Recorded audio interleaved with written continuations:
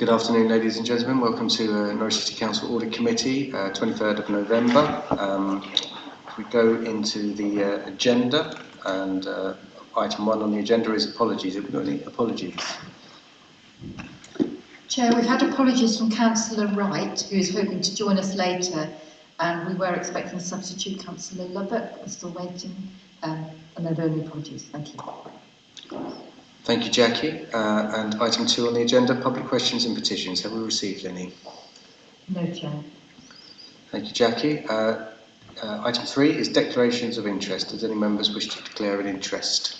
I see no indications, so we will move on to item 4, which is the minutes. Minutes have been circulated to members ahead of the meeting, and members have had an opportunity to review those. The committee satisfied with the minutes, and we agree to take them as they are. Yep. The committee agrees with the minutes, so thank you for that. And so we'll move on to the main items of business, and we'll start with item 5, which is the internal audit quarter 2 update. So I'll hand over to Faye to introduce the report. Thank you. Thank you, Chair. So as introduced, we've got the quarter 2 update from internal audit. And if we head straight over to page 7 of your agenda pack of the supplementary agenda, you will see our introduction to the report, and I think committee members that attended last time are now a bit more familiar with our layout and the format of these reports. Section 2 outlines any significant changes to the approved plan, which there are none, and then we go on to talk about progress made in delivering the agreed audit work. So you can see here at 3.2 that in summary 119 days of programme work has now been completed, which equals 25% of the internal audit plan for 21-22. At 4.3, we highlight the audit reports that we've been able to issue. Risk management was given a reasonable assurance grading, and we have 5 medium recommendations and 1 low. I'm pleased to report that audit area has now been finalised. We've issued the final report. So the draft note in the appendix can now be changed to final. We go on to talk about follow-up in section 5, and members may notice that this is the first report that I bring to you with both high and medium outstanding audit recommendations included. So the following appendices we can go over in a bit more detail. At Appendix 3, we've got the current position, and then Appendix 4 and 5 provides details of the high and medium recommendations that are outstanding.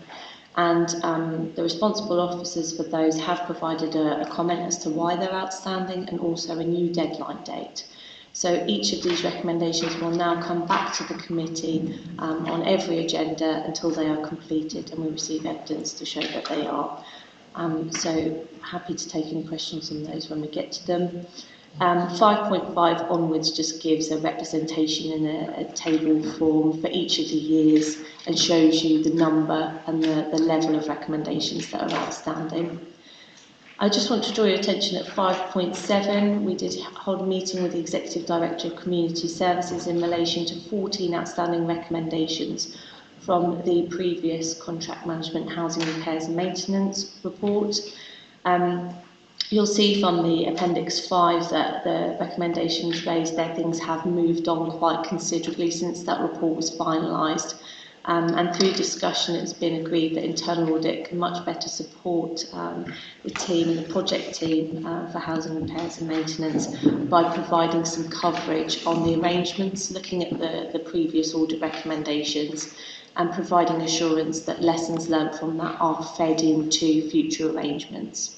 From Appendix 1 of this report, you'll see that we have a total of 45 days consultancy that we can use for this work, and discussions have already been held with the project team to talk about how we can support that work, how we can review papers, milestone reports, and how we can feed in our advice about what controls should look like going forward. It has also been agreed that we need to look at some coverage in this area for the plan to 22-23, so assurance work will come back to the committee. At section 6 of my report, you'll see that we talk about fraud and anti-corruption. There's an update there on that. We have been alerted to a payroll fraud attempt, and a scope for work to review and provide assurance over that is currently with the Head of HR and Organisational Development for review. And one whistleblowing concern has been raised, but it's not felt at this stage that internal audit needs to be involved in that. So moving on to the appendices, at Appendix 1 we've got a visual representation of where we are with the plan and progress made. We are still working on quarter 2 and finalising those reports, and we do now have one in final. We now move on to quarter 3 and scheduling that work in and making sure that we can deliver. But I think at this stage it's worth noting with the committee that I think we should take stock of what we've currently got included within the plan and look to prioritise those areas that will support the annual opinion. So I'll be working with CLT and bring back information to you at the next meeting about how best we do that. Appendix 2 is the risk management maturity assessment, and it was given a reasonable assurance grading overall, and we've identified 5 medium priority recommendations. This work was carried out by undertaking a risk maturity assessment from the Chartered Institute of Internal Auditors. We, as auditors, have reviewed the corporate risk registers, the policy and the framework in place, and that has enabled us to put us at risk defined, which is in the middle of the scale. These recommendations seek to move us to risk managed, which is a more mature version of the framework. So we'll be working with CLT and DMT over the coming months to re-evaluate registers and ensure that the strategy and the amendments to the strategy are incorporated. But the key finding, I think, coming from this is about the provision of training. So I'll be working with Hannah and the rest of the team to pull together a programme so that we can get that underway and make sure that people are able to understand the policy and the requirements of that and feed that into their risk registers going forward. Appendix 3 gives you the visual representation of the outstanding audit recommendations, and then Appendix 4 onwards are those outstanding high and medium ones where management have provided commentary. So I think it's wise at this point that I hand over to you guys if you wish to ask any questions. Thank you. Thank you, Faye, for introducing the report. Members will have had an opportunity to consider it, so I look to members for any questions on the report. Councillor Driver. Yeah, thank you, Chair. Can I just ask one on Appendix 1 where you were thinking about deferring some of the ones you had down for this year? Can I ask what will happen to the days that we already put there for that? Will we be getting some money back, or will you be making savings out of that, or how does this work? Okay, so you have an internal audit team that is responsible for carrying out the work. So it won't be that there's a contractual arrangement for any savings or any additional work there. What we need to do with this exercise is look at the number of days that we've got left and the resources that we've got in the internal audit team that is currently employed by Norwich City Council, and make sure that we're using those resources to the best effect, and that we are concentrating on risks that we face today for the council, and build that into future planning. So anything that we might suggest deferring, we'll consider for the following year's plan. So it's just about prioritising the days that we have left to make sure that we're giving you the best level of coverage over the risk and control framework. And as we're halfway through, things may have changed. We may have other assurances that we can draw upon at this point. And I think just taking stock and looking at that objectively will help us to deliver better value. Thank you. Do you want to come back? Yeah, can I just ask, will this affect our end of term, or is end of term, end of audit, or whatever it is, standard at the end? Would it be excellent, medium, or satisfactory? I mean, will it affect that? The annual Head of Internal Audit opinion needs to, as auditors, we need to satisfy ourselves that we've looked in the right areas in order for us to give you a picture about what the risk, governance and control framework looks like. So that's how the plan is pulled together. But surely they were the risk areas we want to look at the beginning of the year. If we're now deferring some of these, that means we're not doing it, or they're just going to disappear off somewhere. So that means that to get that end result, we're not going to be able to get there, are we? In terms of the grading, it would be based on the work that we've been able to carry out. As part of public sector internal audit standards, we are required as auditors to make sure that we change our assurance coverage to respond to the needs of the council. So quite often you will find that the original plan of work needs to be adjusted and amended to take that into account. For example, at other councils where I worked last year, as COVID hit, we had literally just approved a plan of work and I had to tear it up and rewrite a new plan to make sure that I could give coverage and give an opinion over the control framework of the day. So it's very usual to see movement within the internal audit plan, but the exercise needs to focus on taking stock of the risks that we've got at the moment, the resources that we've got, and come back to you with a plan of work that we think we need to deliver for the opinion to be made. But the individual work that is carried out over the year feeds into the opinion, and that's what we write about. So if some are deferred or taken off, it won't have an impact on the overall opinion. Thank you, Councillor Driver. Councillor Haynes. Yeah, I've got a couple of questions. Firstly, one on page 12. It says in Q4 that we've done 2 days delivered on grants assurance green homes and 1 day delivered on capital accounting and programme management. But then if you look at the total, it only has a 1 there. I don't know if that's a typo that needs correcting or whether there's something else there, but I thought I'd highlight it. Also on the GDPR, I'm really concerned about these outstanding GDPR ones, because one of them's high priority and there's 3 that are medium priority. Some of them will be possibly up to 3 years out of date by the time we actually get to doing them, and they're still really far in the future. I mean, we're still looking at Q2 of 2022.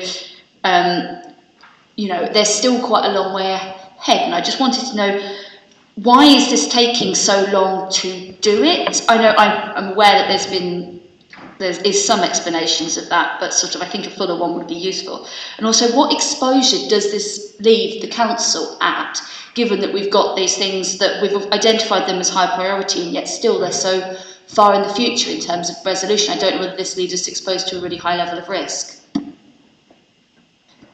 Thank you for your Is that for Julia, questions. or is that? I'll just take the first one, Chair, if I may, about Thank you. Appendix 1 and the days. The right-hand-most column there reflects the work that we have already done, and then towards your left, it's those agreed days. So I will take that away and have a look, but I think it's worth next time making sure that those headings are at the top of the page, and it might make it a little bit easier to read. But yes, I will pass over to the service area now, because I think they'll be able to provide a better response in terms of that information security point. Thank you. I think we've made really good progress on GDPR and data protection of late. There's a number of actions. So I think there's a recommendation the Council should push to replace software that prohibits the adherence to the schedule of process and retention rules. And there is actually an ongoing and extensive programme of work in place to replace and refresh legacy systems in accordance to our roadmap. In terms of information security, data protection security team leader, there has been an agenda item, meetings to review for completion and updates in terms of schedule of processing, and that's in progress as well. There's also in progress a corporate-wide training launched on the 4th of October, and we are actually nearly completed all of that, and that's going to be rolled out for councillors as well. So we have actually made quite good progress with all of that work. So thank you for the response. It's good, it's encouraging to hear that we've made good progress. I think I would like to pick up Councillor Haynes' point again. I mean, for example, the Council should develop training needs. That's 2019-2020. It was a year later that the training programme was launched. So would that feel like a typical amount of time to go from recommendation to developing the training programme? Yeah, we have had a training programme in place. but we have actually just refreshed it and renewed it. So we wouldn't expect that to take so long. We would expect for that to be refreshed each year. So we will maintain that going forward. So we have always had the training in place, but we just need to make sure that everyone does actually conduct that training. And I can assure you that we're really quite high at the moment, and we should have that all completed by the end of this week. We also need to make sure that members are trained as well. So there is face-to-face training that's been scheduled. Thanks. And Councillor Giles wants to come in a second. I think Councillor Haynes' second point is the distance between the recommendations and the implementation, with some of these still going on till the next cycle. What risks does that leave us actually exposed to with the length of time of implementation? Does anyone have a view on that from officers?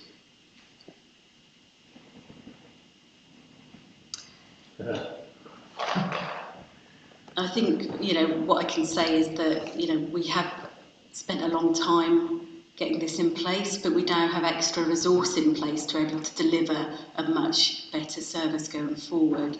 And, we are looking at restructuring the service to have a better information and governance service going forward so that we can maintain all of this.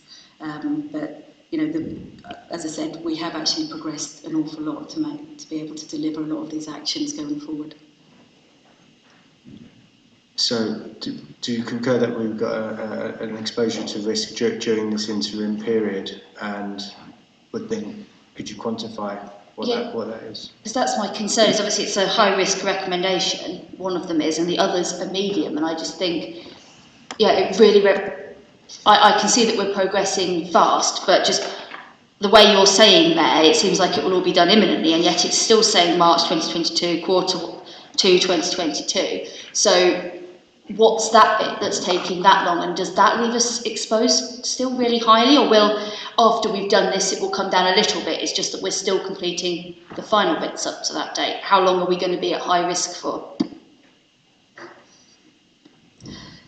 I think in terms of compliance around PSN, we've not been compliant for 2 years. Week commencing 18th of October, we had a test run, and we are now compliant. So that's something that's a big progress.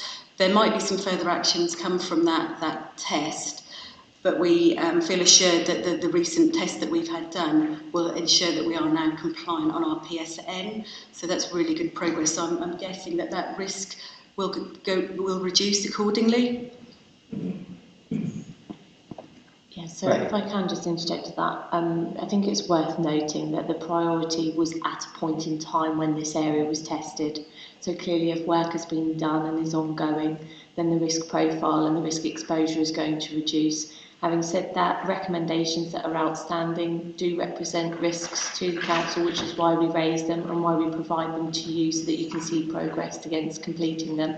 The overall aim of this report is to see them completed and to see them come off so that we can have a much better control framework going forward. But I suspect if there has been a lot of ongoing work and a lot completed up until this point, if we reviewed it again, we wouldn't be raising a high recommendation at this point. And I guess also with cyber security at the moment, there is a heightened risk as well. But really important that we do maintain our compliance on a PSN. Did you want to come back on that, Councillor Haynes? Okay, we'll let Councillor Giles in. Thank you.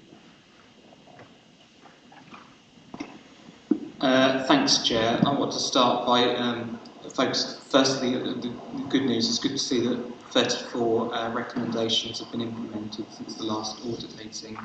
That's really positive to see, and some high and medium recommendations in there as well. Sorry. On the 2021 outstanding recommendations, it's good to see that the Licensing Act 2003 policy is going to be coming to full council next week. And there's going to be a full comprehensive service plan for waste services with agreed KPIs, targets, consequences and consequences for non-compliance. the fact that we didn't lose a single day of service in the BIFA contract during the COVID pandemic is really fantastic to see. Moving on, the questions I was going to ask Faye is, with regards to 25% of the internal audit plan having been completed so far, as being halfway through the year, whether you feel we as a council are giving you sufficient internal audit capacity to do your job. And my second question was going to be in relation to days spent on consultancy on the joint ventures insourcing. So there's been 45 days allocated. None of them have been used so far. And whether you think in Q3 there'll be a significant number of days allocated to that, or not. Thanks very much. Thank you for those questions. So you'll have to forgive me if my mind goes a blank. I think I've got it. So the first one in relation to resources, we have brought back papers to the committee about the fact that we'll be entering into the consortium agreement from April onwards. The plan of work as it stands, and as I've discussed, I think we need to go through and look at the days we've got available left and the two individuals and their capacity to make sure that we can deliver that. We aren't where we wanted to be at this point in time. I am working with the team regularly to go through the work and assist where possible. And we're not immune to issues of sickness, sadly, and other things that happen.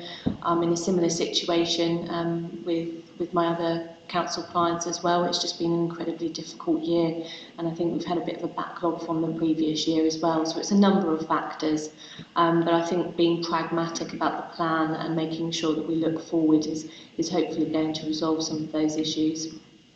In relation to the joint ventures consultancy work in the latter part of the plan, that's the stuff that I mentioned about the project team and supporting them, and we can really utilise those 45 days to provide some value in housing repairs and maintenance and the handover of that. So initial discussions have been held with the project team. They haven't made the appendix this time just because of the paper deadlines and the way that's worked, but we've got a plan and how we're going to take that forward. And what I would like to do as part of that work, rather than just come back and say, yeah, I've delivered 10 days in supporting that, is actually provide a bit of a commentary about how and where we have done that work. So for governance purposes, you can sort of see how we have been supporting that team through that transition. So yeah, that's the plan of attack. Thank you. Thank you for the comments there, Faye. I'm just looking around for members. Any other comments on the Q2 report? Not seeing any indicating from members. Well, thank you for the report, Faye. I'd just like to initially say that. I've got a couple of questions myself. Picking up on some of the points that the committee members have raised. So we've delivered 25% of the plan. Okay. Can you explain again to the committee why we are that far behind and in terms of Q1? And I guess additionally, the question is that CLT and internal audit will discuss and agree a way forward to make the plan work. What assurance can CLT give the committee today that there's going to be enough work undertaken to make sure that all the key risks and areas that the council need to be sure of and have the assurance of, can we assure the committee that there is enough resource to receive the assurance at the end of the report, at the end of the cycle? So those are the first couple of questions of why we are so far behind. So I'm not going to add to what Faye has said previously, because I think she's taken you through the challenges that we've had with the resources to get us to where we've got to. One thing that we have been talking about is where could we go to get additional resources to support the team. The reason for we wanted to go into the consortium because we'd identified that we were carrying a risk of relying on two individuals, and we wanted to reach out. Unfortunately, for reasons we can't explain in complete detail here, we haven't been able to go into the consortium, but we intend to go in the consortium for the 1st of April. What we want to do is start talking with other auditors about whether they can come and support, but I think Faye's been really sort of open with us about the fact that there is just this challenge of audit capacity out in the marketplace. We are using TIA, for example, who are doing some really proactive work with us in support of Julia and the housing system go live. That's really positive, proactive, pre-audit work. We're not looking at things post implementation, we're involving the team pre, and that's one example where we have been able to bring in external resource. But Faye just wanted to be really open with you that we may not be able to bring in the resource we'd hope. Money is not the barrier here, it is capacity in the marketplace to be able to support this. Faye's also explained to the committee, and I do endorse that, her opinion will be based on the audits that we conclude. CLT will take this away, look at what audits we do feel are the real priority now and make sure we put them against the highest risk areas, and we'll report back to you at the next committee on the next steps that we've taken with that. But my first question was very much around how can we bolster the team and create that capacity, but I think Faye's been quite honest with us. The marketplace is just difficult at the moment. I don't know if you want to add to that. I don't have anything to add to that. That is, exactly my thoughts. It has been an incredibly challenging couple of years, and sadly, I am sitting before many committees with the same picture. We are struggling to deliver the plan. We have started late. We're playing catch up. Some of the risks are more complex than they were last year as well. We've got lots more stuff that we need to feed in. But I think being really objective about the plan and looking at where we can provide the most value is certainly the first step that I would take. And if there is a gap, then we can try and look for a solution to fill it. Thank you for the answer. So I think, is it fair to say that, obviously we started the cycle late, which is, it's not ideal, but it is the reality of the situation. So is it fair to say that the kind of overall coverage that the internal audit will be providing in its final report this year will be less than what we would have expected from this cycle, and less than what we have seen in previous cycles? We've yet to carry out the exercise, and I think we need to do that before we then come back and answer that for definite. But it was certainly not unusual last year for us to cut the plan in order to respond to the high risks, and it's all about making sure that we can form an opinion on the work that we've done.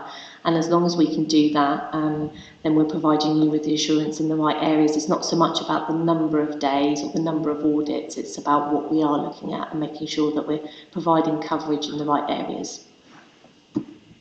Thank you. I think, and I can be corrected if I'm wrong, but we're taking a much more of a risk-based approach, dynamic approach to producing audit rather than just doing compliance checks for the sake of them. Obviously, if you scale back a program that's already based on that, that's going to leave you with some additional residual risk from the fact that you've scaled back that plan. That's obviously for the CLT and internal audit to agree, and as the internal audit officer has said, she will be offering her audit opinion based upon the work that's undertaken, not the work that hasn't been undertaken. So I think it's worth the committee noting that we look to face a scaled back internal audit assurance, amount of work and investigative work taking place in this process. But if there's any comments, I'm happy to receive them, or I will take questions from Councillor Haynes. Councillor. Yeah, I just wanted to ask, in terms of us being scaled back this year, and I think someone said that we'd been scaled back the year before as well, is that right? I wasn't on the committee then. How does that put us looking forward? Where you said it's a tricky marketplace at the minute to get the hours, the days in that we need. But how do we see that working going forwards into sort of the next financial year? Are we still anticipating a tricky marketplace? Does this mean there's knock-on effects in terms of the sort of compliance checks we can do, rather than still having to take the very risk-based approach and not being able to look for stuff sort of proactively? And, if there's going to be a tricky marketplace again next year in terms of getting the help in, what are we doing to make sure that we're getting what we need out of that marketplace as much as we can? So I'd just like to explain to the committee that audit don't replace management controls. So we all have to do our statements on our internal controls as part of our year-end position, which feeds into the annual governance statement. Management have overall responsibility to ensure those controls are there. So internal audit are not doing the compliance work. We have specialist areas within each service that do their own compliance check. What audit do for us is come along and say, actually, are those controls working in the manner you thought they were? And potentially by doing some sample checks might pick up a few issues that we then learn from. They come through as recommendations and we move forward and use internal audit in a really positive way to give us assurance as well that those controls that management have decided are the best controls that we could have in place. So I just want to be really clear that it's not an issue of compliance here in relation to what the auditors are doing. In relation to looking forward, we are out to tender now. Yeah, we are out to tender now on the contract for the 1st of April. We have just got to let that process run and see what the capacity is out there in the market. We are in a position where Hannah and I have already said we will find and manage the resources to ensure we get the audit plan that we need. The trouble we have is how we get that resource delivered, and that is this is not an issue of money at the moment. This is really an issue about our specialist skills that we need. And as you know, it doesn't give you the comfort, I know, but the reality is we're not alone in this. All of the Norfolk authorities have been struggling to actually get their audit plans delivered, and unfortunately we're not in any better position than anybody else.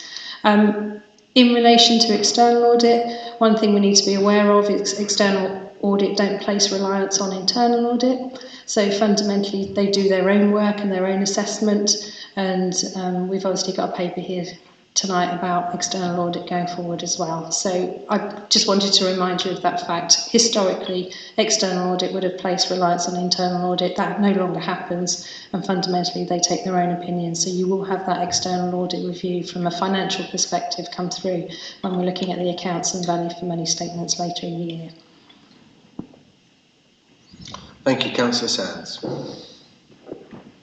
Thank you. If I'm reading this correctly, when we talk about external agencies and outside agencies, is it a lack of broader expertise in the wider community, just as there's a lack of HGV drivers? Is there a lack of the necessary expertise to conduct all of this work, which in turn means, of course, every authority across the country will be affected?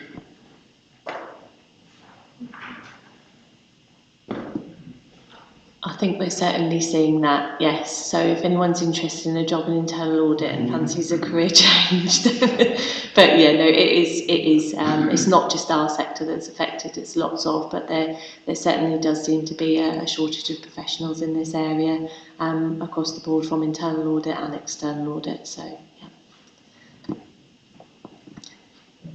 And if I may, Chair, that's exactly why we have the external auditors doing our audit of last year's accounts so late in the financial year, because they cannot get the resources in time they need to be able to meet actually what are our statutory deadlines in relation to audit.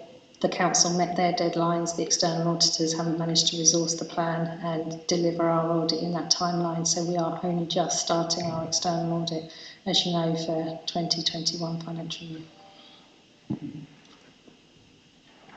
Just to follow that up, does that mean there's I'm going to suggest I'm going to run away and become an auditor, but is there a sort of a professional course for auditors, separate from normal accountancy or whatever, I mean, and a national accreditation body? There certainly is, and I'm a member of it. It's the Chartered Institute of Internal Auditors, and they have a professional qualification programme that individuals can go through, and it is a different discipline to external audit, and obviously I would advocate that profession being part of it, but yes, there is a body that is responsible for that. Thank you for the information there. Are there any other points from the committee about paper? Okay, so I'd also say, Faye, thank you for bringing back the risk management report. It's reasonable. That's how you've quantified it. Obviously, it's got 5 medium outstanding issues.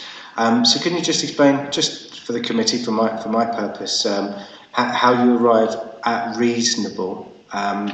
So in old language that would have been satisfactory rather than limited. My brain still works with the old wording. So can you explain how that's not had limited assurance or whatever? Yeah. So it's not an exact science, it is a judgment call based on the person reviewing the work and also the auditor carrying out the work, the number of controls you've tested, the information that you've received. But as a general rule, if we had anything that was of an urgent priority or a high risk in there, then I would look to consider a limited assurance opinion. But I think the committee can be very comforted by the fact that we've sort of hit the middle of the maturity scale and been given a risk defined. And actually, I think that, when you look at the framework overall, the mere fact that you've got a risk appetite in place and a policy in place, these are all really good positive points for the framework. So a medium, 5 medium equaling a reasonable feels right to me as an internal audit manager. Thank you for that. At the top of page 15, out of the 5 medium priority recommendations, that the final one is to ensure that project risks above the risk appetite are escalated appropriately for consideration to CLT. So could you explain, is the escalation to CLT a new process that's been introduced, or is it a case that simply things that went above the risk appetite just weren't being reported back? Thank you, Chair. So for this particular finding, we are not saying from this finding that no risks were escalated to CLT if they were above appetite. What we found was that there was an inconsistency in approach for projects, and what we would want to see is actually that every project risk register that is being pulled together for projects is following the same policy, is looking to escalate at the same point, so we've got consistency and a way to compare. And at the moment, we feel that needs strengthening. Okay, thank you for that. I do find that a bit concerning that that wasn't the case, and I'm sure that the new policy in place and messaging going through will make that a consistent process moving forward, and to remove that. I notice that we've got Treasury Management and Environmental Services scheduled for Q3. I'm interested to know if you've started any conversations with downgrading, reducing the size of the internal audit, and where you may be removing any scope. Have you started that process? The Treasury Management Review, the APM, so the Audit Planning Memorandum, apologies for that acronym there that isn't explained, has been issued and the work is now underway. So I think it would not be a sensible approach to start taking days out of that since we've started it.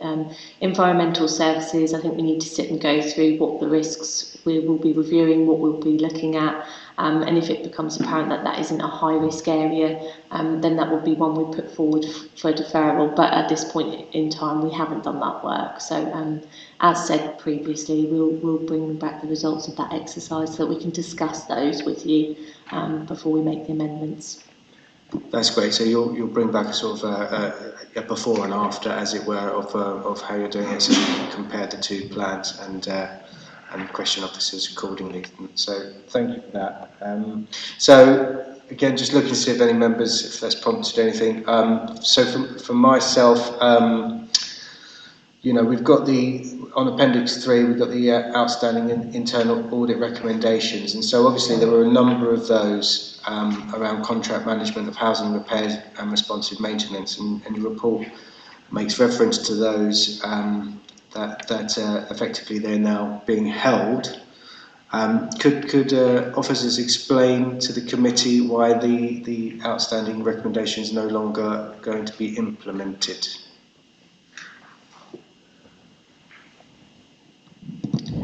Just on behalf of Lou, I'd like to give her apologies because she would have been here tonight, but unfortunately personal reasons have kept her away. But fundamentally, we're not saying that we won't be taking those recommendations forward. What we're saying is they're not necessarily directly aligned to how we will be managing the new contract going forward. So what we want to do is we will definitely utilise the recommendations, give consideration to those as part of ensuring when we're putting the new contract in place with our wholly owned company that we've taken those issues into account and moved them forward. Some of the issues, though, are very specific about, assuring that we understand what we're due to pay, and that is a completely separate exercise that's also going on outside of the proactive work about the new contract going forward. So we've got a group of people looking at all of the invoicing between the joint venture and ourselves and making sure that we're paying appropriately on works that have been delivered and we're not paying for anything we shouldn't be. And that's an ongoing relationship we have, but obviously we need to manage that in the context of getting a safe transition into the new organisation, and we will conclude that as part of our due diligence for the end of that contract. But there are ongoing discussions in relation to that. So the way some of the recommendations that were identified before have been managed have changed, and it didn't feel appropriate that we tried to track everything we're doing now back to what the original recommendation was. So what we've said to Faye is, can we positively work with you going forward, making sure we understand those recommendations have been embedded into the new contracts and the new way of managing the service, and then we'll deal with some of the more difficult issues around payments due, etc., as we go through those discussions with the joint venture as part of the transition and conclusion of the contract. Thank you. And so, just for my understanding and the committees, when internal audit come back with a report that is agreed and makes recommendations that's agreed with management or management of the time, that's agreed, and those points are there to be implemented. So, what is the process and mechanisms of management effectively overriding agreed changes that need to be implemented? Is it a case of a conversation with internal audit? Is there a process? I mean, I accept in the pragmatic sense of what you're saying here that these particular ones, but I think the committee needs to be assured that things that have been brought to its attention have effectively been covered and signed off and implemented. And if management can override management agreements, where's the checks and balances for that? So I think we need a little explanation of how you're allowing yourself to do that. So I don't think we are overriding our own decisions. We're just explaining that things have changed and moved on, and we've got a lot of other proactive work that's going on behind the scenes. For exactly that reason, Chair, is why we included the appendix, because we didn't want you to think these recommendations had just disappeared. I think Faye's explained to you how we're going to be working in relation to the project place and them being part of the forward-looking. We will be doing that exactly the same with this. Where we've got consultancy days, Faye will give us a report back on how they were, engaging with us as a management team, what we've looked at, what we've positively put in place, and then we can have that discussion at audit committee if you feel there are any original recommendations that may not have been picked up going forward. But I think that's how Faye's described the consultancy days will now form part of the report back. Of course, that's not an official audit report, but it is our proactive work of using audit in a positive way to get that insurance before we go into new areas and service delivery. And I think going forward we have strengthened this, so where before you'd only receive high recommendations, you're now seeing the medium ones as well. So where we are raising recommendations as part of our report, you can track them right from the point where they're agreed through to completion with this additional section of the report. And if it is brought to our attention that management no longer wish to take those forward, then it's down to us as auditors and for the officers to come and explain to you and justify why that's taking place. So you'll see greater visibility of where these recommendations are going and moving and how they're being completed going forwards, which I'm hoping will give you a lot more comfort over anything that internal audit is raising. Yes, no, I appreciate the answer, and I'm pleased that the committee asked for the medium risks to come to committee, and I assume that it will remain on the document until yourselves and management satisfy them, and we'll get relative explanations of how they worked into the overall developing work. So just bottom of page 18 of the agenda 12 of the item, I do want to highlight the contract management, housing repairs and responsive maintenance section. I just want to read it out to the committee members to remind them. So the recommendation is that the council to conduct a review of other contracts to ensure that they have the recommended controls in place detailed in this report. And that's scheduled for June 2022. The comments say that at the time the audit work was undertaken, the Council had in place a contract management strategy and process for monitoring key contract delivery that had been in operation for some time. This required officers with oversight of higher risk contracts to complete a checklist, providing evidence where appropriate.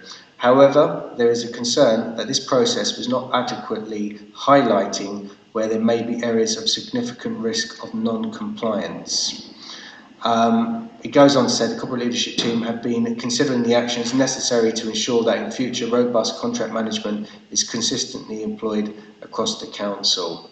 So I appreciate the comments there, but the comments do not answer the request. So the request is there to ensure, to review the review of other contracts to ensure that they have the recommended controls in place detailed in this report. And the answer is, have been considering the actions necessary to ensure that in future robust contract management is consistently employed across the council. The answer, it seems to me, says that it will look to have controls in the future, but it doesn't sound like it's going to look back over other contracts. So it doesn't seem to be that there is an action plan for that point. So I'd be happy for any explanation on that.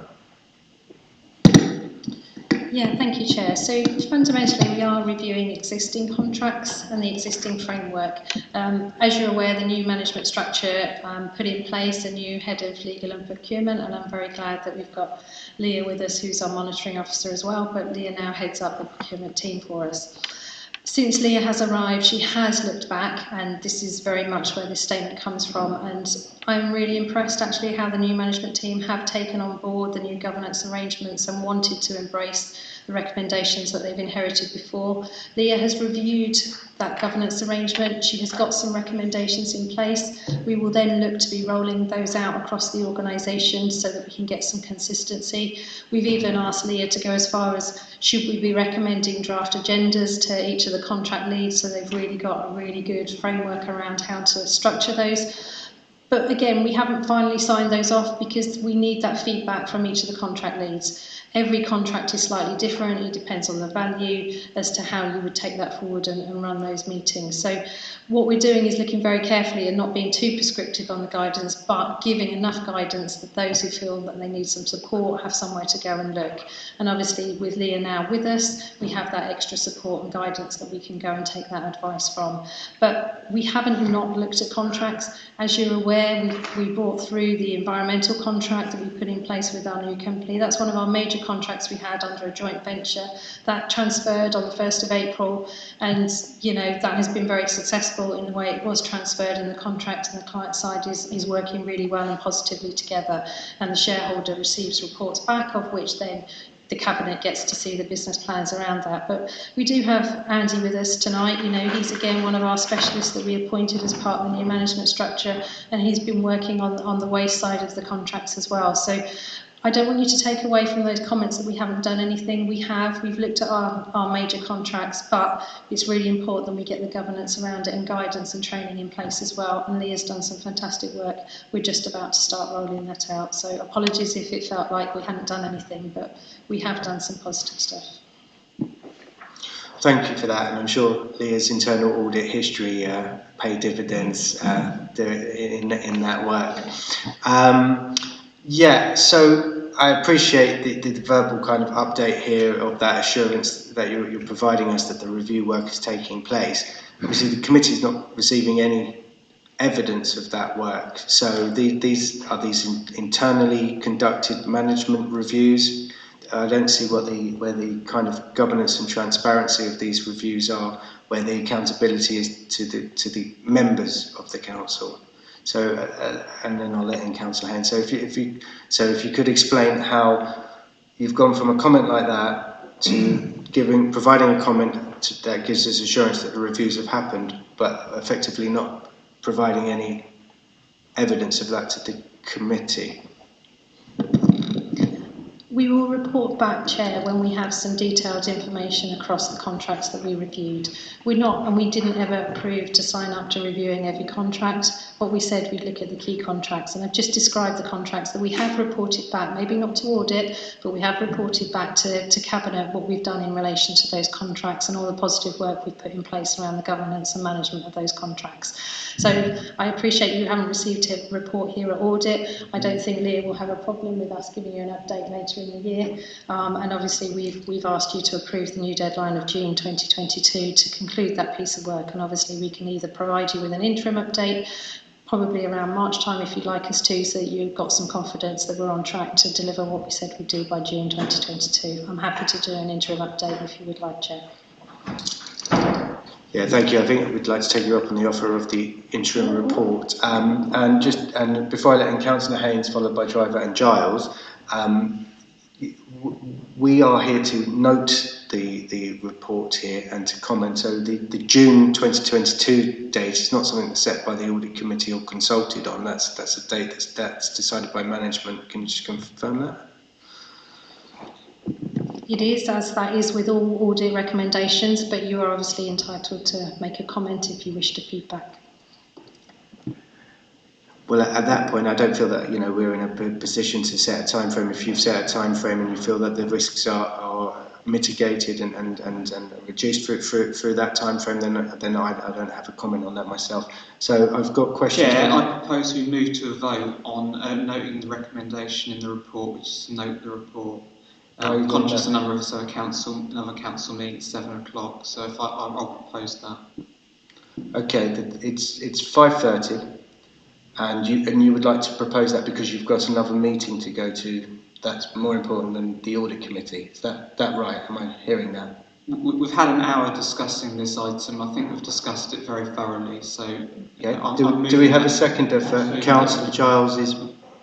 Councillor Sands. Let's take a vote on that. Move to the vote. Raise. Against.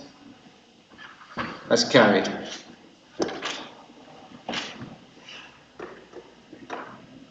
It's a 3-hour meeting, Chair. 3 items on the agenda. We spent an hour on one item. I don't think it's unreasonable. Yeah, we're going on to the next item now for you, Councillor Giles. I hope that's all right.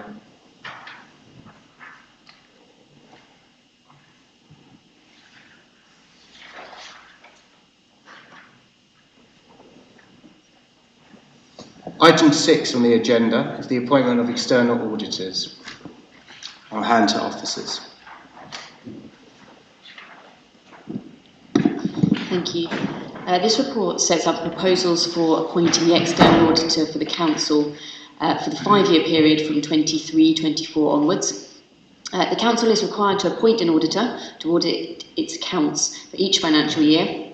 Those auditors appointed must be registered to undertake local audits by the Financial Reporting Council. In making the appointment, the Council has 3 options. The first is to appoint its own auditor, and there's a set procedure to do this, which requires the establishment of an independent auditor panel to assess the bids, make the appointment, and then oversee the contract delivery. The second option available to the Council is to act jointly with other authorities to procure an auditor. This would also include needing to establish a joint independent auditor panel. Or the third option is to opt into the National Auditor Appointment Scheme. And the body that is currently designated to undertake this role is the Public Sector Audit Appointments Limited. And they've issued a prospectus to us, which is contained in your papers as Appendix 1. The report itself provides more detail about the options and the requirements of each mechanism. It also acknowledges some of the challenges currently in the local audit market and the government actions currently to improve this, including the establishment of a new audit regulator. It's worth noting that the scope of our financial audit is fixed, so the nature of the work undertaken will be the same under any of the options. In addition, there are only a limited number of firms currently eligible to undertake local audits, and therefore those same firms effectively will be applicable for all of the different options. In light of that, and considering the benefits of the national scheme, which is set out in paragraph 11 of your report, The recommendation is that the Audit Committee recommends to Council that the authority accepts the public sector audit appointments invitation to opt into that national scheme for the appointment of our external auditors for that 5-year financial period from April 23. Thank you. Thank you for introducing the report. Members, comments? I don't know where the word fair government came into, but there isn't a lot we can do with this anyway as an audit committee. I'd just recommend that we approve it, move on. I'll second that. So, when we had 2 questions outstanding, we've moved on. We are we officially proposing to not debate this at all? Is that, you put that forward? Well, is there anything to debate? Okay, is that what you're doing? Are you right? Okay, fine. Is somebody seconding Councillor Driver's motion? I suggest we have a short debate. So I'm not seconding we get the vote. Is anybody seconding that? Chair, they've moved and seconded that and they approve, but that doesn't stop having a debate on it, so we can just come on the debate if we want to. Okay, I'm a little lost. Sorry, they've moved. So someone's moved it. Yeah. Can I just check? Councillor Driver moved and Councillor Driver moved and Councillor Giles seconded that they wanted to approve this. But that doesn't stop any debate. No, it doesn't stop any debate. I just think no into the debate about it because there's nothing we can do about it anyway. Yeah. So. Okay, well the monitoring officer is here. So I was agreeing with Councillor Driver's suggestion. I wasn't saying we go straight to vote. Okay. So they're just but it doesn't stop discussing. Okay. Just remind members that this is, an opportunity for us to help the council be a better council. It's our duty here to question officers, to look at the reports, to exhaust those points, and to make a better functioning council, so we don't have undue mistakes, putting people at risk, putting our council at financial risk. So I suggest that we try to work in that vein. Can you tell me what you think we can actually change in this, Chair, and I'll actually work with you? Well, we've got a choice to make. So well, we haven't got a choice. Well, there is a choice. There's no choice at all. You've got to have this by law. The report sets out. Let me just bring up the front page. As much as anything else, some of us are new and might appreciate the chance to ask questions. To recommend to Cabinet and Council that the authority accepts the public sector audit appointments invitation to opt into the sector-led option. There are 3 options on the table.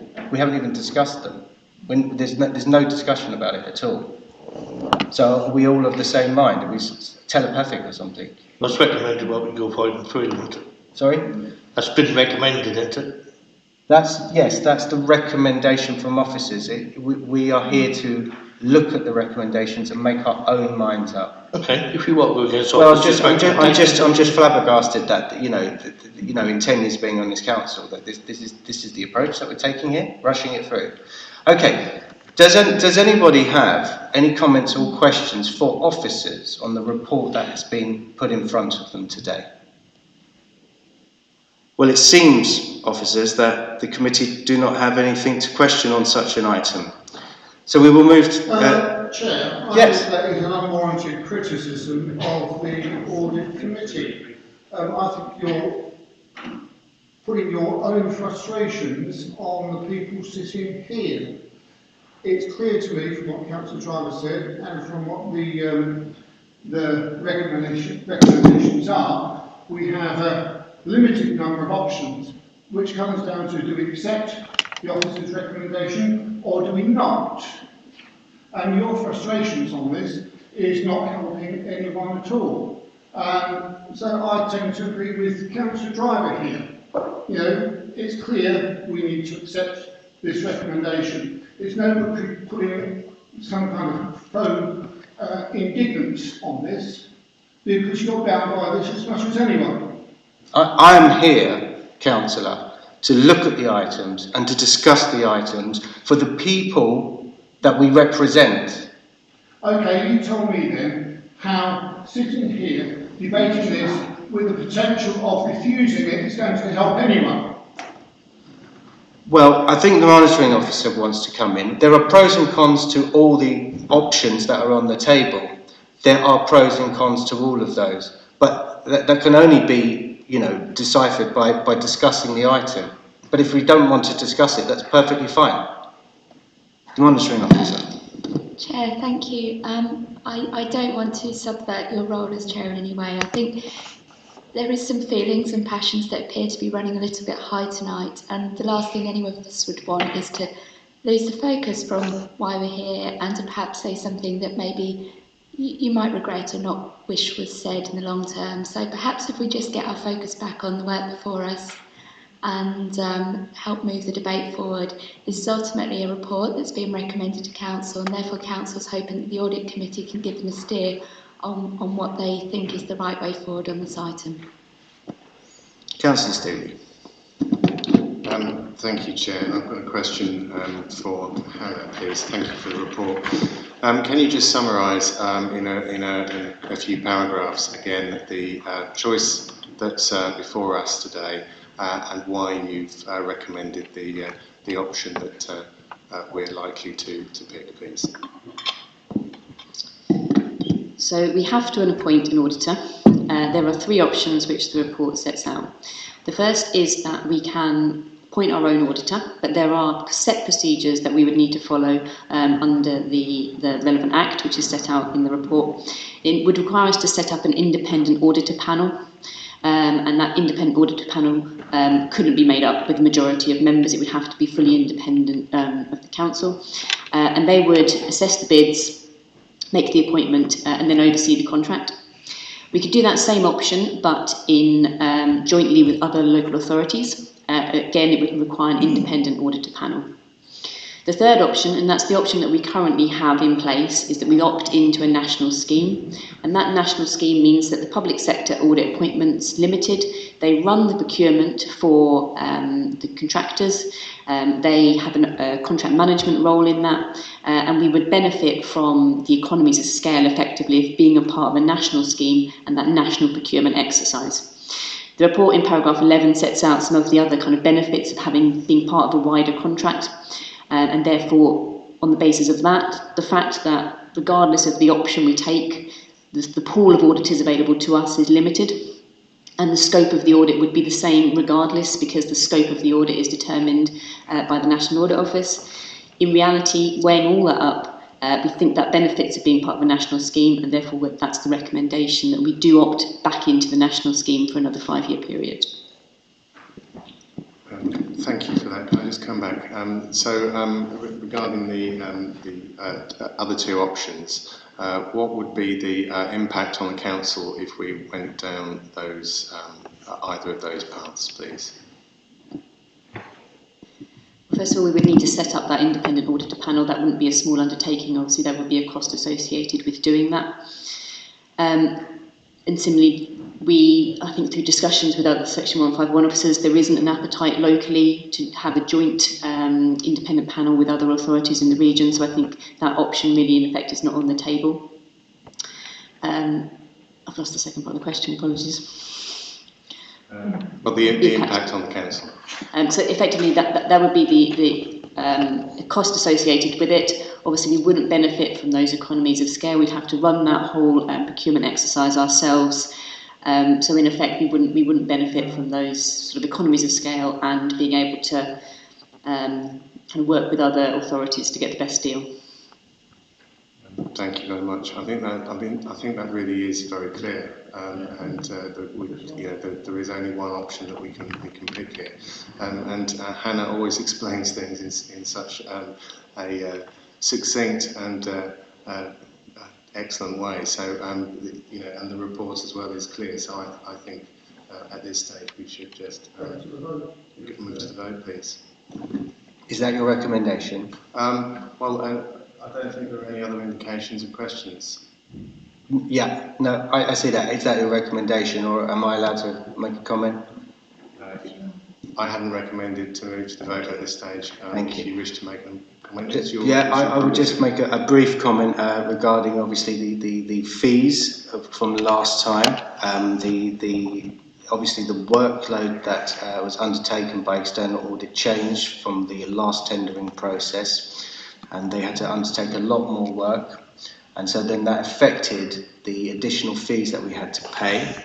And so I would just steer the committee to think that with that additional work that will be built into the next round, and so the base fees are likely to be significantly more the next time, so we won't need to have that debate in the future about larger base fees. Because are you saying that'd be cheaper to go for the other two options, Chair? I'm not. Well, that was just the way you were talking. I thought you. No, I just don't want to talk about fees being more when we're bound by fees being more, because of the reason is that there is additional work to be undertaken in future audit meetings. Can I ask, if we went for the other two options, would they be cheaper? We've already been told now, haven't we? It will depend obviously on the tenders that come back. It is the same pool of people bidding, so I think we will benefit from the scale of having been part of the larger procurement.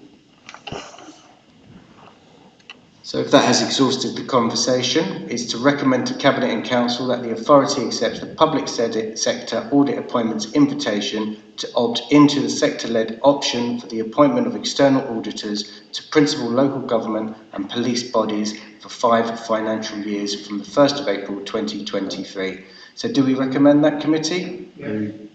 Yes, that's agreed. So that's the end of that item. Item 7 would be with the Chair of Scrutiny. Unfortunately, the Chair of Scrutiny has not made the meeting this evening, so I would like to propose that we postpone that to the next audit meeting. Do I have a seconder? I understand why you're doing it. It's good to talk about the impact of the meeting we had last week. I understand the next audit meeting is not till February. Will it still be appropriate to have on the agenda? It's in January, and I'm proposing that we postpone it to the next meeting. Do I have a seconder? I have a seconder in Councillor Haynes. So we'll take a vote on that. All in favour of postponing item 7 to the next meeting, please indicate. And those against? And no abstentions. Thank you. So that concludes the